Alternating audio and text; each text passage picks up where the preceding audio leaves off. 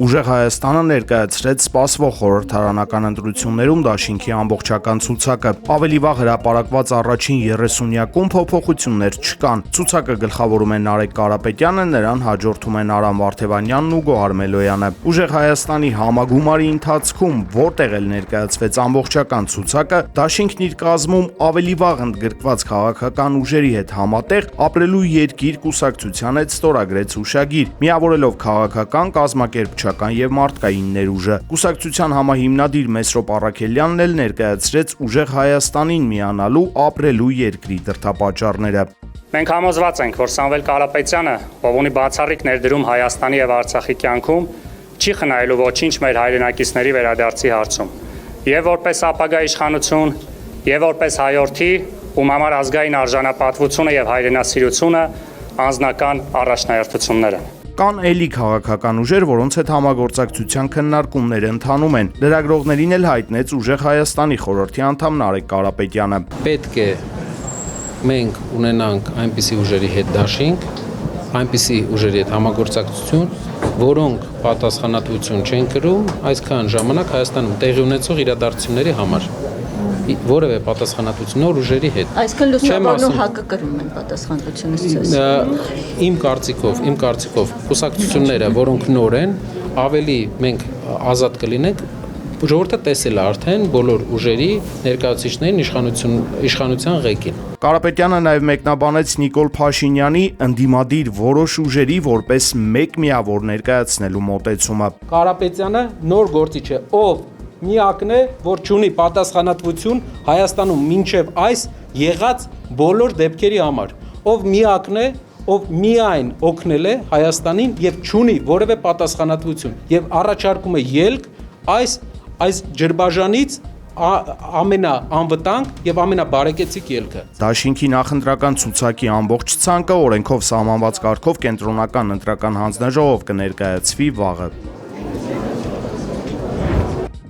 Ապրելու երկիր կուսակցությունը եւ Ուժեղ Հայաստան կուսակցությունների դաշինքը ստորագրել են համագործակցության հուշագիր, միավորելով իրենց քաղաքական, կազմակերպչական եւ մարդկային ներուժը առաջիկա խորհրդարանական ընտրություններին ընդառաջ։ Հաշվի առնելով Հայաստանի առջև ծառացած անվտանգային, քաղաքական եւ արժեհամակարգային լրջագույն մարտահրավերները, կողմերը ձևավորել են միասնական քաղաքական օրակարգ, որի շրջանակներում ապրելու երկիր կուսակցության մարզային թիմերը ակտիվորեն կներգրավեն Ուժեղ Հայաստան դաշինքի ընտրական ցուցակում։ Հայտարարության մեջ նշվում է, որ համագործակցության հիմնարար սկզբունքներն են Հայաստանի ինքնիշխանության եւ ժողովրդավարության պահպանումը, հայ գերիների վերադարձի առաջնահերթությունը, որպես ազգային արժանապատվության եւ կայուն խաղաղության նախապայման, ինչպես նաեւ հայ առաքելական Սուրբ եկեղեցու բացառիկ դերի արժեվորումը ազգային ինքնության եւ պետականության հիմքերում։ Ապրելու երկիր կուսակցությունը հայտարարել է, որ ստանձնում է իր բաժին պատասխանատվությունը երկրում փոփոխություններ իրականացնելու ճանապարհին։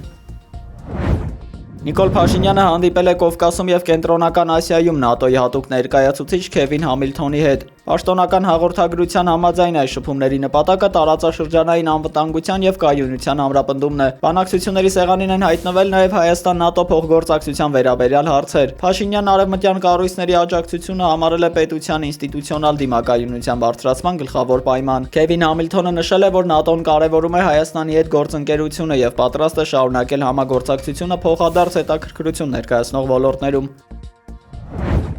Մալխա Սամոյանը ըմբշամարտի Եվրոպայի հնգակի չեմպիոն է։ Ալբանիայի մայրաքաղաք Տիրանայում Ամոյանը 1-1 հաշվով հաղթեց վրացի Ռամմազ Զոիձեին եւ կարիերայում 5-րդ անգամ անընդմեջ նվաճեց հին աշխարհամասի չեմպիոնությունը։ Հաղթանակը շնորհվել է մեր մարզիկին, քանի որ առաջինը միավոր վաստակել է հենց նա։ Հունահռոմեական ոճի ըմբիշը Հայաստանի համար նվաճել է մրցաշարի առաջին ոսկե մեդալը։ Ավելի վաղ մեր հավաքականի կազմում բրոնզե մեդալ է նվաճել 63 կիլոգրամ քաշային Կարեն Ասլանյանը։